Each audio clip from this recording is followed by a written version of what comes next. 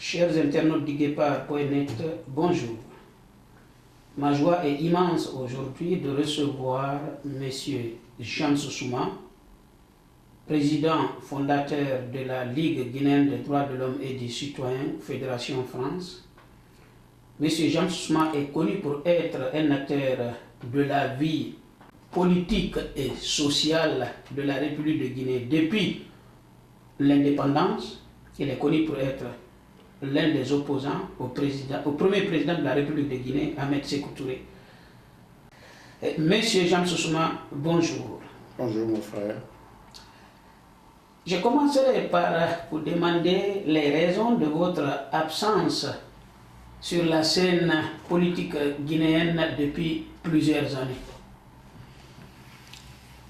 Bon, c'est simple. Nous sommes tous des humains qui, à un moment donné, sont confrontés à des difficultés de différentes natures, notamment au point de vue de la santé. Et aussi me ressourcer et être à la place de quelqu'un qui observe tout ce qui se passe sur cette terre imprégnée d'injustice, de l'égoïsme et de l'indifférence. J'ai certainement été malade pendant un certain temps, ça arrive à tout à chacun,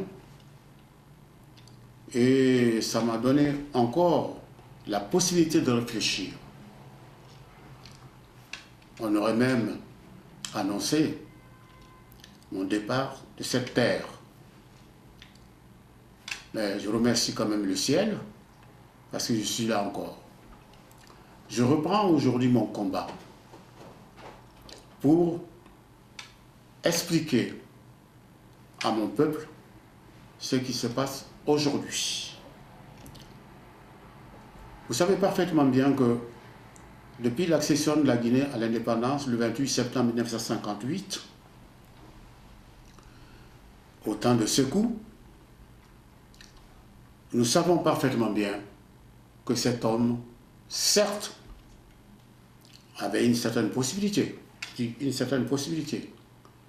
mais qui ne correspondait pas du tout à ce que la Guinée aspirait après avoir tourné la page de l'histoire, notre histoire commune, avec le peuple français. Très bien, nous allons venir sur cette question, mais les Guinéens vous attendent surtout sur la situation actuelle, la gouvernance de M. Alpha Condé. Que voyez-vous aujourd'hui en Guinée sur la gouvernance de M. Alpha Condé, dans sa globalité? Dans sa globalité, je pense que c'est le néant. C'est le néant complet dans tous les domaines, et plus particulièrement dans le domaine du respect des droits humains. On se pose la question si cet homme qui a accédé au pouvoir par des mises en pleine consultation de sang, étant bien entendu qu'Alpha, démocratiquement, n'a pas été élu. Il a été mis en place par ses maîtres. Et aujourd'hui, le peuple de Guinée doit savoir qu'Alpha n'a jamais été élu. Il a été mis en place. Quand vous me posez la question, comment, par quel mécanisme il a été mis en place, ô combien de fois je serais heureux de vous l'exposer. Vous avez la parole. Bon. Alpha, quand le président Lansana Conté était presque sur le point de départ, c'est-à-dire de mourir, parce que toutes les personnes, même si je ne partage pas leurs convictions politiques, je suis en mesure de les respecter. Lansana Conté, je le respecte, mais je l'ai toujours combattu. pendant l'agonie du président Lansana Conté, Alpha Condé était déjà en contact avec certains officiers supérieurs de l'armée guinéenne. Il ne souhaitait qu'une seule chose, c'est d'attendre la mort de Lansana Conté. Donc ce qui s'est passé en 2009, tout a été monté de A à Z par Alpha Condé, en complicité évidente avec certains officiers officiels de l'armée guinéenne, notamment Konaté, parce que Konaté a assumé l'intérim de la présidence après la mort de Lansana Conté. La façon dont il a recruté des mercenaires le 28 septembre 2009, fait à Paris, en connivence avec son ami Bernard Kouchner. Tout le monde doit le savoir que ce monsieur Kouchner, qui est issu d'une famille du Parti communiste, et Kouchner a été même président de la jeunesse communiste de France. Ils se connaissaient depuis très longtemps avec Alpha. C'est le professeur qui a manigancé tout. Je pense que c'est une véritable escroquerie dont notre peuple a été victime. Monsieur Souma, pour permettre aux internautes de vous comprendre bien, vous parlez de mercenaires. Si j'ai bien compris, vous parlez de mercenaires recrutés qui auraient exécuté donc les basses œuvres du 28 septembre, ou je n'ai pas compris? Non, c'est-à-dire que Alpha est venu ici après avoir participé à de différentes réunions avec l'ensemble des partis politiques guinéens. Mais comme chaque fois, Alpha n'a presque pas accepté cette manifestation. Il l'a accepté à contre-cœur. C'est à partir de ce moment-là qu'il est venu en France pour mettre en place l'infiltration de l'armée régulière guinéenne par 90 mercenaires, c'est-à-dire les anciens militaires du président de la République de Monrovia, Charles Taylor, et les 90 ont exigé une somme de 8 650 000 francs euros. C'est ce que le chef des mercenaires a exigé. Et ça a été payé par les amis d'Alpha Condé, dont Bernard Kouchner et autres. Maintenant, le contrat signé, ces mercenaires ont été acheminés sur la Guinée. Et ce sont ceux-là qui ont commis les violations les plus criminelles pendant la manifestation de 2009 à Conakry. Je ne peux pas donner à si bon compte certains éléments de l'armée guinéenne, mais les plus basses œuvres ont été accomplies par ces mercenaires. Ils étaient payés pour. Et Dadis même devait être liquidé.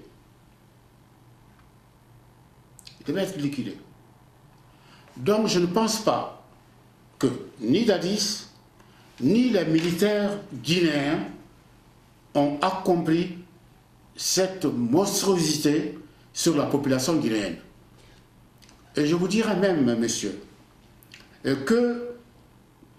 qu'une dizaine de femmes qui ont été violées pendant cette manifestation il y a 8 au moins qui se sont donné la mort. Parce que ces femmes se sont trouvées enceintes par ces criminels qui ont infiltré l'armée régulière guinéenne. Je sais bien de quoi je parle. Et s'il fallait fournir un jour les documents de ce que je viens de dire, c'est pas compliqué. Alors, si j'ai bien compris, vous m'aviez dit lors de notre discussion que votre objectif aujourd'hui est de plaider, même exiger, inviter le peuple de Guinée à exiger le retour de Dadis Camara à Conakry. Pour quelle raison? Pour quelle raison? Pour que Dadis parle. Parce que l'endroit où il est détenu, c'est contre sa volonté. Dadis a échappé à l'attentat. Il a été transporté dans un hôpital au Maroc, où il a été soigné. Quand il a commencé à retrouver la plénitude de sa santé, il a été mis dans un avion. Normalement, il devait aller directement en Guinée, sur la terre de ses ancêtres. Mais on a injecté une morphine à Dadis pour qu'il puisse dormir pendant tout le voyage. Il a été conduit où? À Ouagadougou, c'est-à-dire qu'au Burkina Faso. Mais Dadis, notre frère Dadis, n'est pas de Burkina Faso. C'est un Guinéen authentique. Il aurait pu être acheminé à Conakry. Donc c'était une hypocrisie. Donc le mécanisme a été monté par les complices d'Alpha Condé. Et l'endroit où réside aujourd'hui Dadis, notre frère Dadis, c'est une maison qui appartient à Alpha Condé. Ah bon? Absolument. Qui appartient à Alpha Condé. Au Burkina Faso? Absolument. Bon, parce que, disons, Alpha Condé n'est pas authentiquement guinéen. Ni son père, ni sa mère.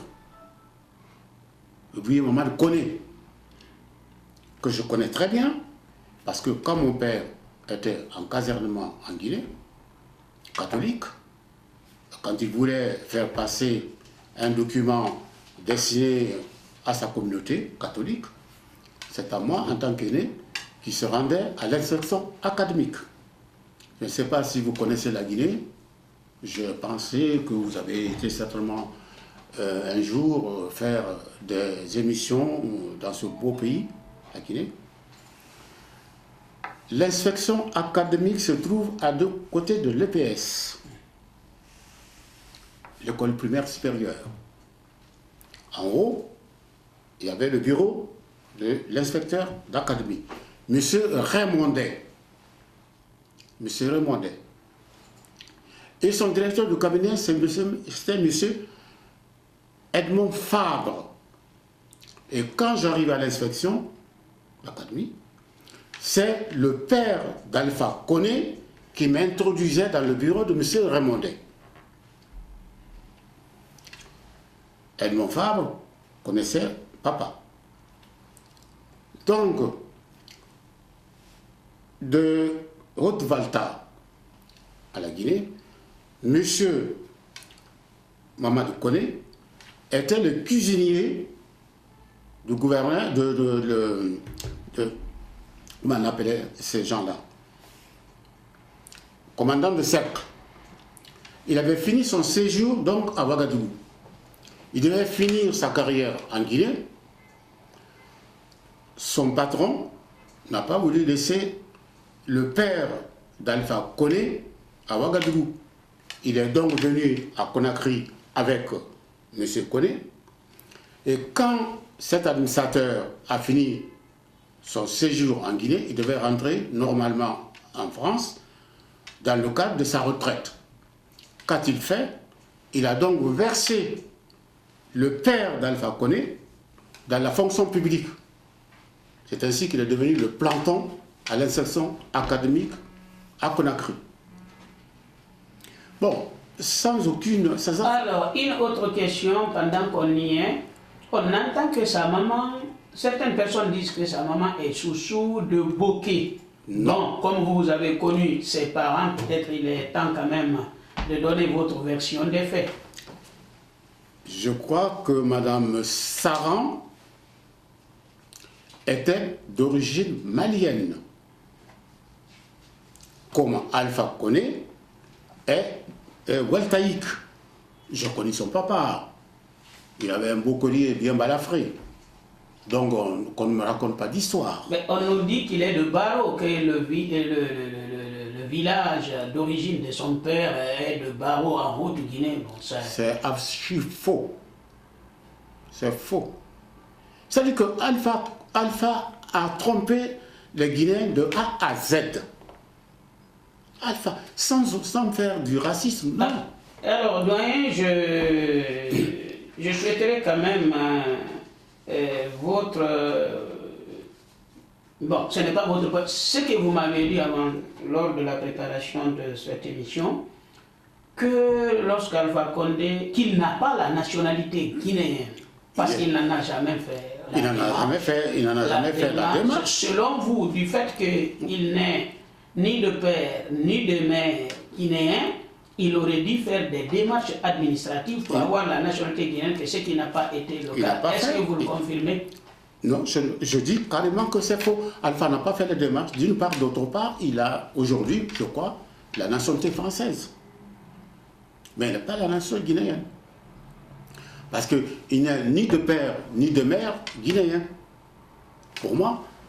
Donc, si Alpha s'était comporté normalement, construire ce pays, mais, monsieur, on ne peut pas construire une maison qui ne vous appartient pas. Alpha n'a pas été mis en place pour construire la Guinée. Il a été mis en place par ses maîtres. Je vais vous dire une chose, que les Guinéens de ma génération ont été traînés dans la boue par Alpha Condé pendant X temps. Kaka Ibrahima et tant d'autres qui luttaient. Nous étions les valets de l'impérialisme. Nous étions les valets du colonialisme. Attention, mais lui-même, il était opposant, non? Il s'attaquait à vous en tant qu'opposant à Sékou Touré. Alpha était un opposant de façade. C'est-à-dire que, comme on appelle ça, c'était un dieu Janus, dieu à double face. Mais c'était l'un des plus dociles partisans de Sékou, dans l'ombre.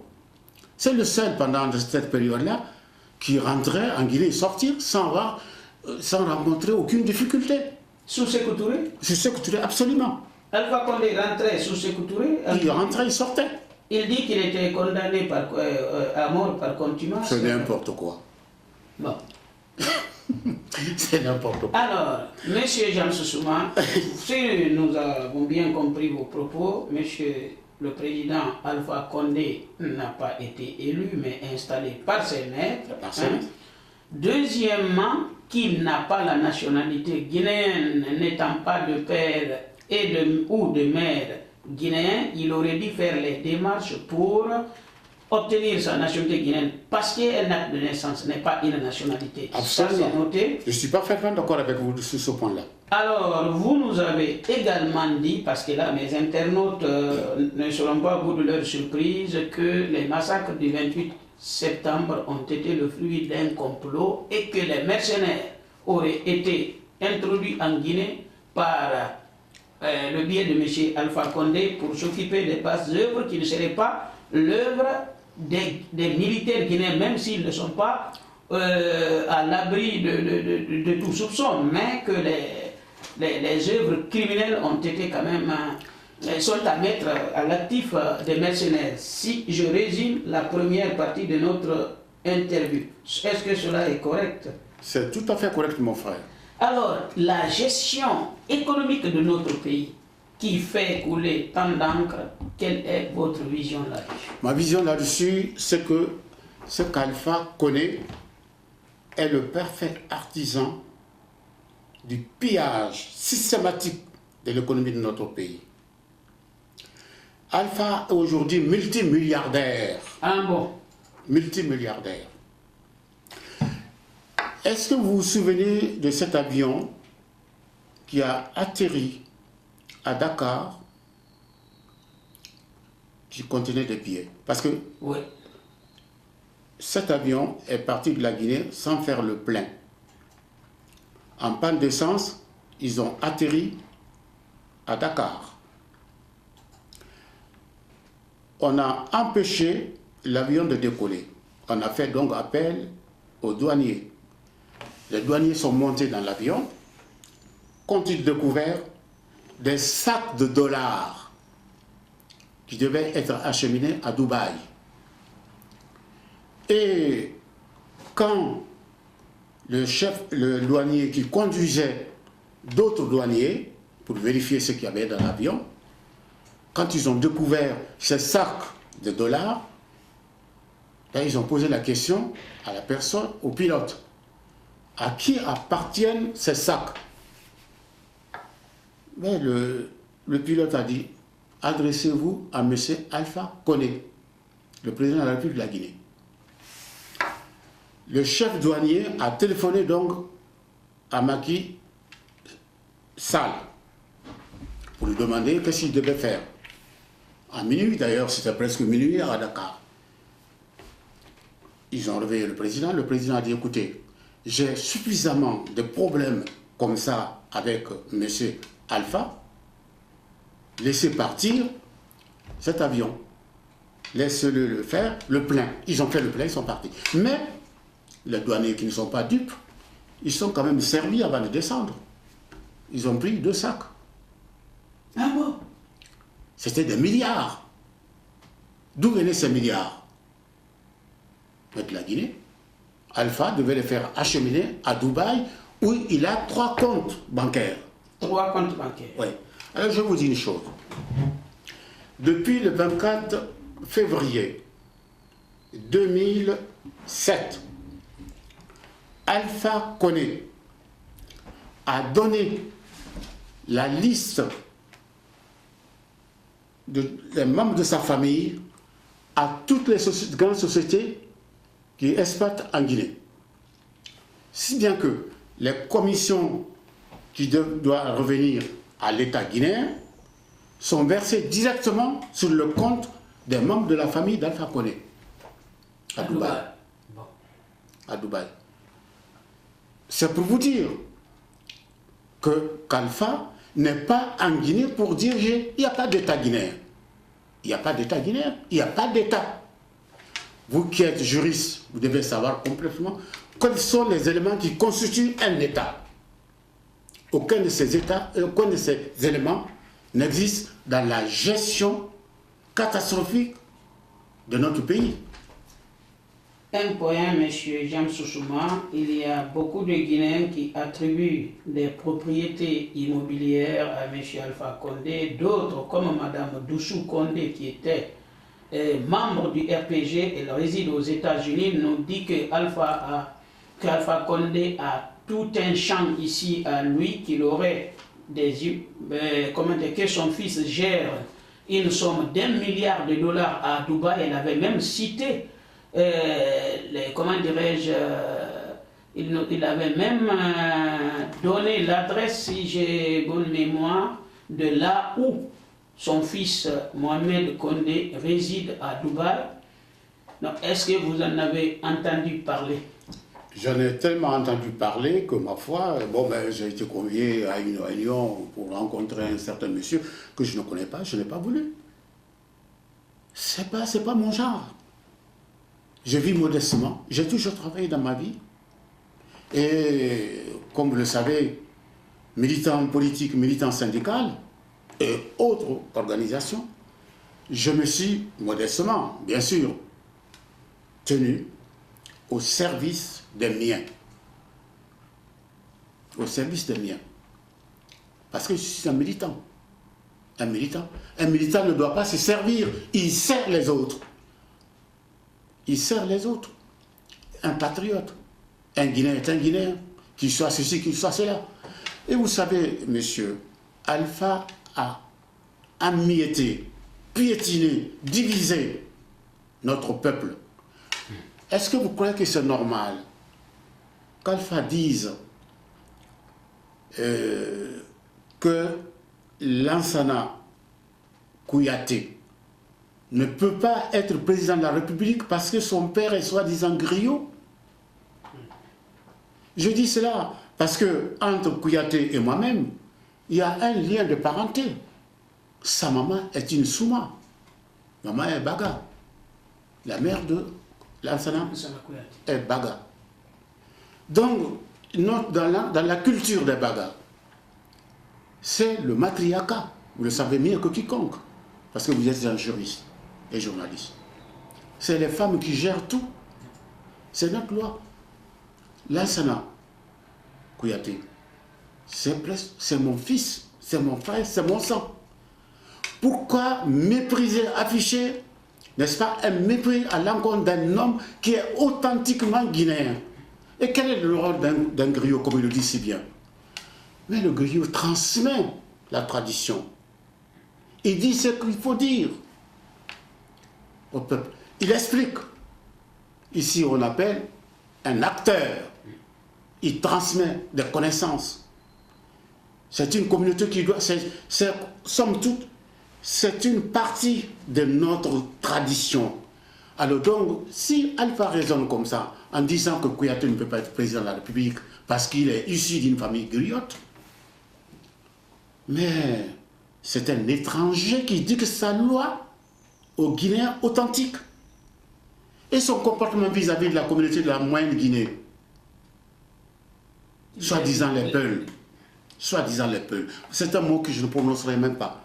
Mais voilà des gens qui travaillent comme des dingues pour construire ce pays, comme on peut exclure une partie conséquente d'un peuple qui travaille, qui ne demande qu'à travailler, qu'on lui fiche la paix. Ils font le commerce, ils font tout. Il y a chez eux une solidarité, parce qu'ils sont obligés de se replier sur eux-mêmes. On pousse les populations à les mépriser. Non. Non. Ce sont mes frères. Ce sont mes frères. Vous savez qui compte d'ailleurs. J'ai soutenu, comment ça s'appelle, Cellou Dalein Diallo, mon fils, auquel on a volé le pouvoir. Les deux personnes qui devaient être au deuxième tour, c'était Cellou Dalein Diallo et Sidya Touré. Alpha n'a même pas fait 9% aux élections. Là, si j'abuse peut-être de ce parti-là, ça me porte au tripes. Le premier tour des élections, les valises qui contenaient les données électorales ont disparu mystérieusement. Tu sais où ces voitures ont atterri? Non. À la rue de Bourgogne. C'est le siège de l'institution de la francophonie. Rue de Bourgogne, oui. En France. Oui. À l'époque, c'est Abdou Diouf qui était le secrétaire général permanent de cette institution. C'est là où on a falsifié tout. Et vous savez qu'on a mis au moins 3 mois, 4 mois pour publier les premiers résultats. Les premiers résultats de ces élections-là.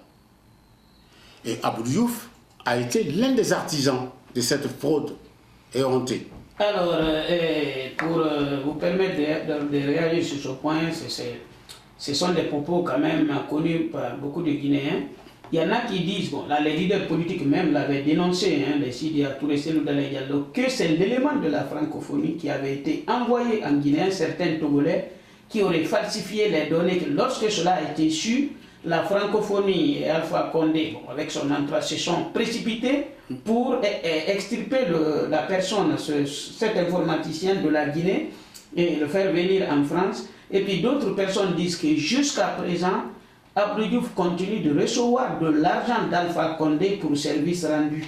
Est-ce que vous en avez entendu parler aussi? C'est tellement tristement réel. Il n'y a pas qu'Abdou Diouf qui reçoit de l'argent. La famille,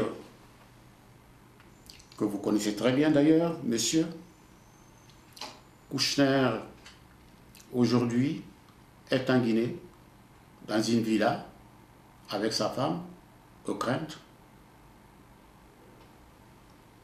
Et puis, ces messieurs d'origine libanaise, vous devez les connaître aussi. Bourgi. Les Bourgi. Certains disent qu'il est le vrai premier ministre de la République de Guinée, parce qu'il est qualifié de Manitou. Seulement, quand Alpha reçoit des investisseurs, sans que Bernard Kouchner soit convié à l'entretien, il rentre dans le bureau, il tire la chaise, il écoute. Ce sont ces gens-là qui gouvernent la Guinée, c'est pas Alpha. C'est... Je sais pas comment je peux qualifier ça. Je suis tellement attristé de voir ce pillage honteux.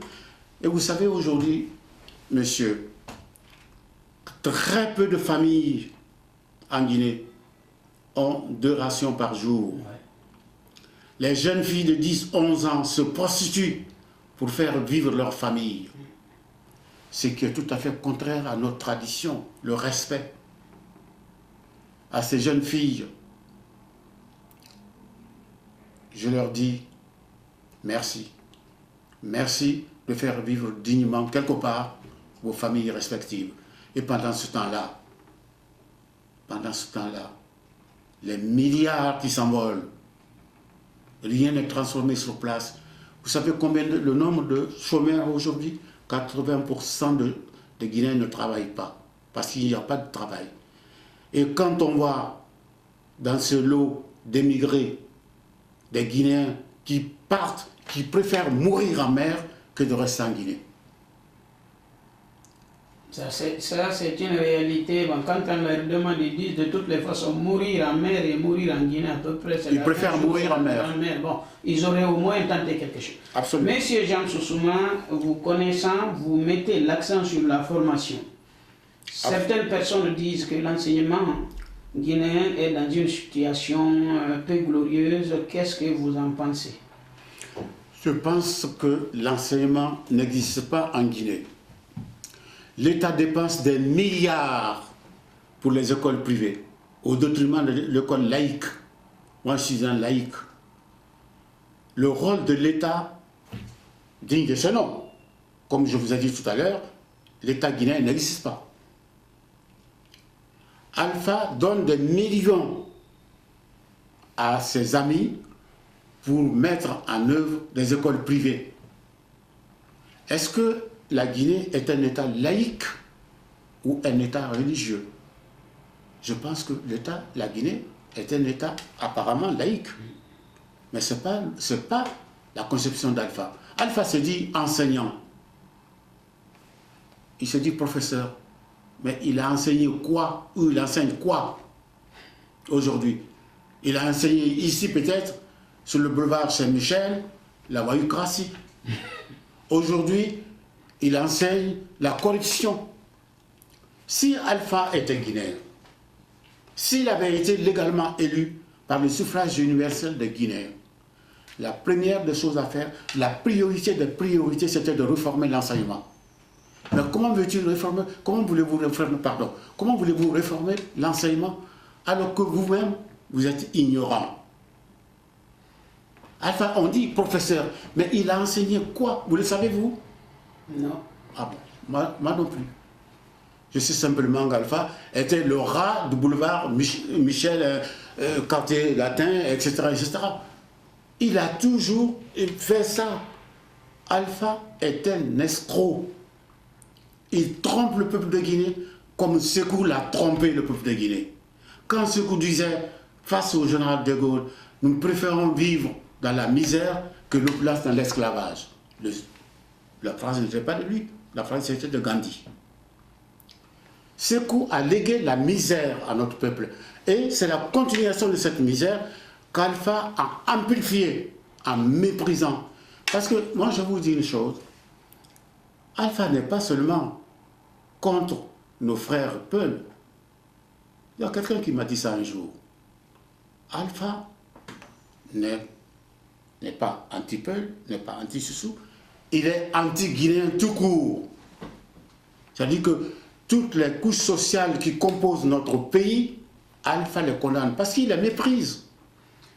Alors c'est pourquoi que je vous ai demandé l'autre jour, est-ce qu'il n'y a pas lieu aujourd'hui de mettre sur ce pied un comité de soutien pour le retour de Dadis à Conakry?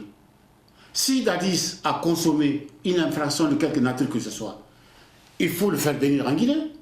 Parce qu'il est censé avoir, je dis, il est censé avoir accompli certains actes d'atrocité en Guinée. Je ne pense pas d'ailleurs pas. Parce que Dadis, quoi qu'on dise, c'est un Guinéen. Il doit être jugé en Guinée. Est-ce que la Guinée a ratifié les accords de la Cour pénale internationale? Je crois que oui. La Guinée l'a ratifié, mais la Cour pénale internationale elle-même exige à ce que les auteurs présumés soient jugés dans leur propre pays. Dans leur propre pays. C'est en cas de défaillance Absolument. qu'ils sont jugés à la Cour pénale internationale. Donc, Alors, si vous permettez, avec votre gentillesse habituelle, je lance un appel dans cette émission, la première, parce que j'ai repris mon combat. Croyez-moi, je ne suis pas mort encore. Je voudrais que les Guinéens mettent en place un comité de soutien pour le retour de Dadis Camara, qui est mon sang. Qui est mon sang. Dadis est un frère, pur qu'on le croit. C'est mon frère. Il faut qu'il soit, s'il a commis un crime, ou s'il a commis des atrocités, comme on sait que ce sont les 90 mercenaires qui ont violé, tué impunément les miens, je veux que mon frère Dadis revienne en Guinée pour être jugé s'il est considéré compétent. Il s'explique devant le peuple guinéen. à votre avis, pourquoi on ne veut pas que Dadis rentre alors que lui-même il a fait 2 tentatives à chaque fois, l'avion a été interdit d'atterrir en Guinée? Il a fait la tentative parce que M. Kouchner dit que si Dadis rentre en Guinée, ça sera la guerre civile en Guinée. Mais je crois que le peuple de Guinée est politiquement mature pour éviter la guerre civile. Parce que jusqu'à présent, il n'y a pas eu de guerre civile en Guinée. Et j'en suis certain que c'est le souhait intime d'Alpha pour qu'il y ait la guerre civile. Quelle raison pousse les autorités actuelles à refuser que Dadis, considéré comme étant le cerveau présumé de ces massacres du 28 septembre, ne rentre pas pour Je dis que le principal cerveau de ces massacres, c'est Alpha Condé. Ce n'est pas Dadis. Dadis même a été opposé. Mais ce sont les mercenaires qui ont massacré. Alors il faut qu'on fasse parler Dadis. D'accord. C'est le souhait que je formule. Et je lance donc aux Guinéens de mettre en place un comité de soutien pour le retour de Dadis dans son pays, pour qu'il soit jugé.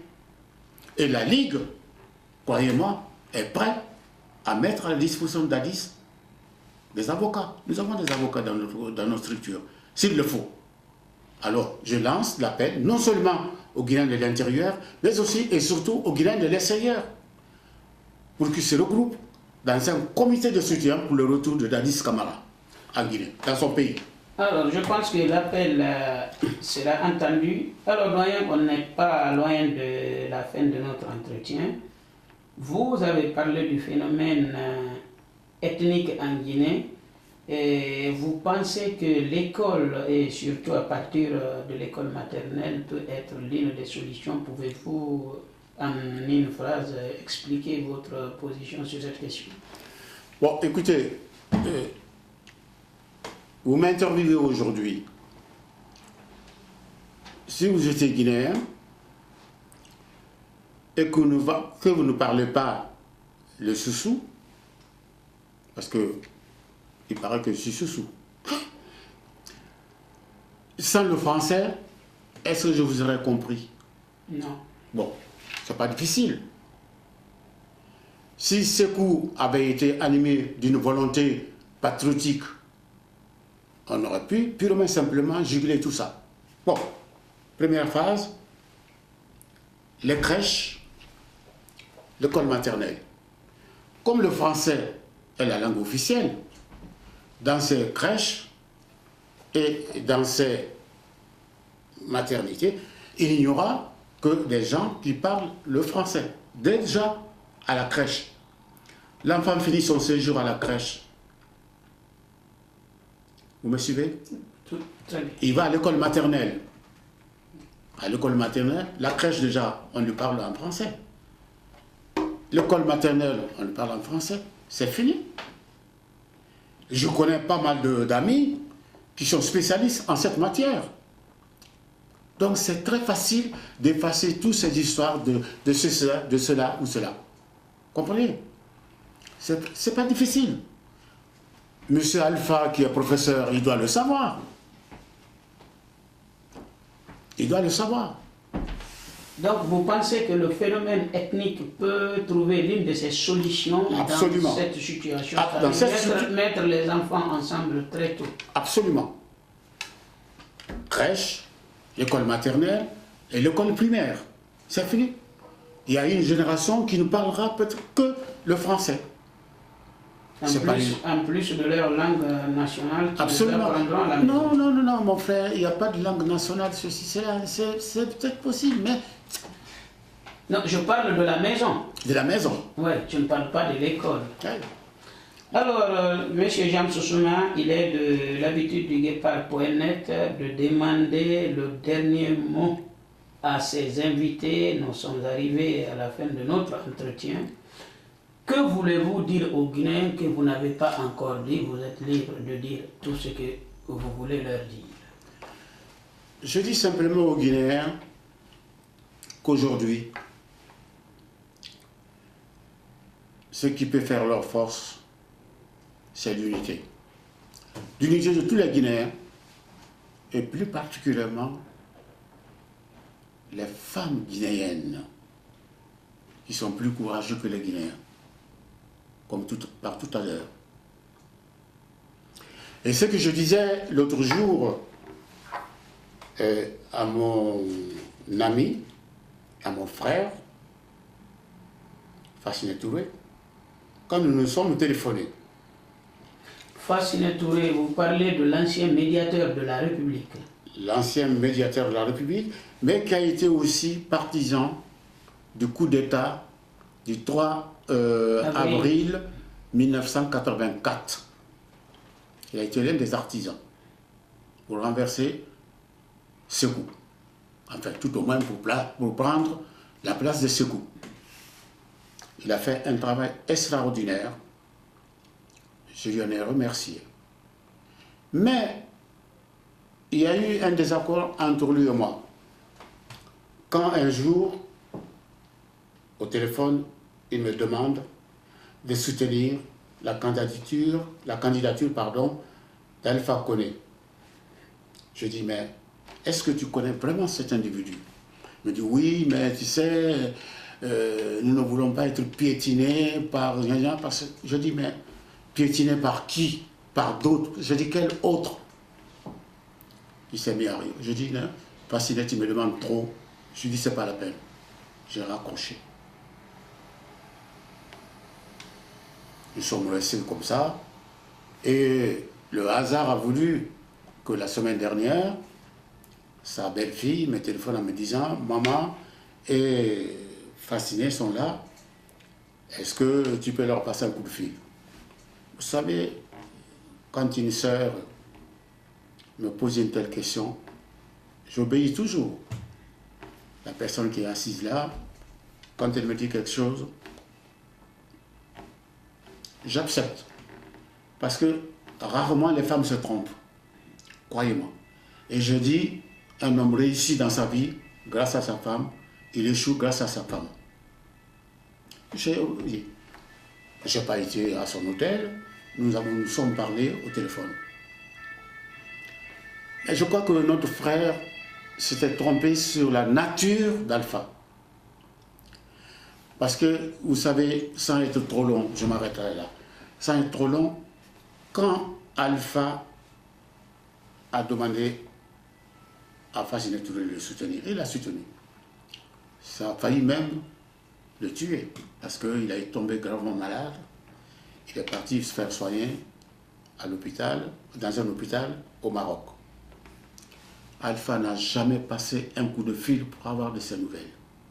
Jamais. Jamais. Il avait promis à Fassine Touré le poste de ministre des Affaires étrangères ou des Forces armées.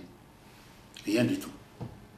Il a même dit un jour à tout le monde que Fascinet était un opportuniste. Ah oui, ça m'a blessé. À Fascinet, je dis dans cette interview, quel gâchis. Tu aurais pu prendre le pouvoir dans notre pays et diriger notre pays parce que tu es un authentique Guinéen. À Fascinet, je dis, je me suis fâché avec lui. Mais vous savez, dans une famille, il y a toujours quelque chose qui se passe. Mais Fascinet ne sera jamais un ami à moi. Jamais. Il est mon frère. Je le respecte. Avec ses qualités et ses défauts. Il n'est pas trop tard pour corriger les fautes qu'on peut commettre à l'endroit ou à l'encontre de notre pays. Notre pays. Ce que je demande aujourd'hui aux Guinéens, tant de l'extérieur que de l'intérieur, il faut qu'on s'unisse pour nous débarrasser de ce cancer. Un Guinéen authentique n'a jamais géré les affaires de notre pays. Le moment est venu de se ressaisir, de faire abstraction de certaines considérations qui me paraissent secondaires. Je suis un patriote. Je me suis toujours battu. Ça fait 50 ans que je me bats. Je suis l'un des rares survivants de ma génération. Je ne veux pas être président. Être président, pour quoi faire? Je serais peut-être plus utile à mon pays en étant à l'extérieur, mais en étant un messager éclairé, désintéressé. Je ne vis que de ma modeste retraite. Je ne me suis jamais enrichi. Et c'est pas dans ma nature. C'est pas dans ma nature. Alors donc, mon dernier mot, je demande aux Guinéens de tout horizon, de toute région, de s'unir pour construire ce pays qui est notre mère. Nous avons des possibilités énormes. Énormes. Énormes. Vous savez combien de Guinéens, même des savants qui sont à l'extérieur, ils ne peuvent pas rentrer dans notre pays à cause de ces différents gouvernements qui sont succédés. Il a fallu que tu me dises aujourd'hui que le frère qui est assis derrière est un gars de bouquet. Pour moi, il n'est pas de bouquet. Il est guinéen tout court, avec le respect que je lui dois. Alors, mon dernier mot, c'est d'abord nous unir. Chaque fois que les Français sont unis, la France triomphe. Chaque fois qu'ils sont divisés, la France est écartée. Comme disait mon père qui était militaire de carrière, j'ai fini là. La France ne se mettra jamais à genoux devant une nation, si puissante soit-elle. Elle a failli se mettre à genoux. Mais les patriotes français qui sont sacrifiés pour que vive la France. Alors, M. James Soussouma, le Guépard.net vous remercie pour votre disponibilité. J'espère que vous avez eu l'occasion d'éclairer les Guinéens et surtout de pallier votre absence sur la scène politique guinéenne et en tout cas donner encore votre avis. Nous vous remercions très sincèrement et le Guépard.net ne tardera pas à vous tendre de nouveau son micro pour vous suivre dans votre combat que vous venez d'annoncer. Vous avez repris encore le combat. J'espère que ça va continuer et nous serons à vos côtés pour vous suivre. En tout cas, merci pour votre disponibilité. Je vous remercie aussi. La journée que vous avez voulu bien me consacrer, en tout cas, merci, merci, merci. Je suis à votre disposition. En tout cas, je ne suis pas mort encore. J'espère que ça ne sera pas pour bientôt. Merci beaucoup, M. Yassou. Sans que je vous aurai convié à mon enterrement. Merci, merci, merci.